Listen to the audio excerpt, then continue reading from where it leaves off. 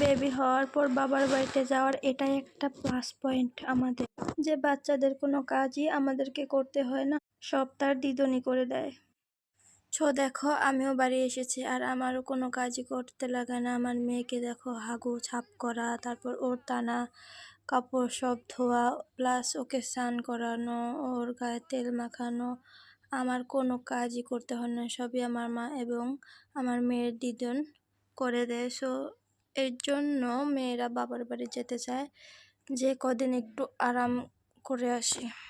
আর এই কাজগুলো মেয়েরা বাড়িতে থাকলে তার শাশুড়িরা একদমই করে না।